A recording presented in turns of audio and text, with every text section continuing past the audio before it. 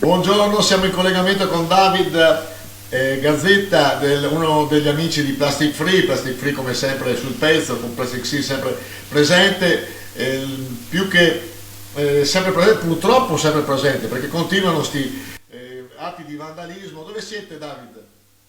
Oggi ci troviamo in una zona vicino al Lidl, lo chiamiamo parcheggio zona Lidl, e- ed è una zona di interscambio pubblica nella Sì. zona artigianale, vicino alla Eravate già Romea. intervenuti, mi sembra, la settimana scorsa, 10 giorni fa, vero? Magari anche qualcosa in più, 3 settimane or sono, siamo passati, abbiamo raccolto 800 kg di merce rifiuti varia ed oggi siamo ancora qui perché non accenna a diminuire il degrado. Questa è la zona, abbiamo allestito un gazebo, stiamo ora accogliendo le persone in modo che con le assicurazioni sono coperte dovesse succedere un piccolo incidente.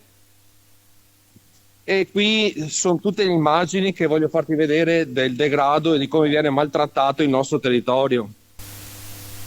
Ecco, io so che Ecco, c'era stato già un intervento anni fa, addirittura con 4-5 tir che hanno portato via immondizie a non finire. Sembrava fosse finito questo vandalismo, invece si aggiunge. sì, si aggiunge, non si ferma e le scelte fatte in precedenza o negli anni passati sono ancora deboli e quindi si chiede di intervenire con più rigore, ecco. Ecco, fototrappole ce ne sono? Fototrappole intese nascoste no, sono videocamere di controllo del territorio e la funzione da fototrappola no, non è intesa come da, come dire, intesa quanto tale Sì, che debba per essere un deterrente, per fare una sortire da multa. fototrappola, no.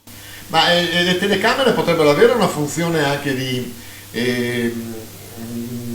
multa visto che c'è anche il penale per chi fa queste cose. Assolutamente, ci sono le registrazioni, quindi se l'intervento è tempestivo si può accedere poi ai dati di chi ha compiuto il gesto, quindi c'è questa funzione di poi multare qualcuno, ecco. Davide, noi purtroppo oggi non posso essere presente, ti ringrazio naturalmente per la segnalazione. Se riesci a farci un po' di foto, noi proviamo poi a metterle sia in rete che magari coinvolgere un po' di personaggi che possono intervenire, possono darvi una mano. E come sempre Plastic Free, come ripeto, è sempre sul pezzo, però aggiungo un altro aggettivo, è purtroppo sempre sul pezzo. Grazie Leandro del tuo interessamento e fa sempre piacere avere qualcuno che come dire, avvalli il nostro contributo volontario, ecco. Grazie a voi, salutami anche Riccardo, ciao, Grazie. ciao Ciao. Riccardo. Ciao, ciao.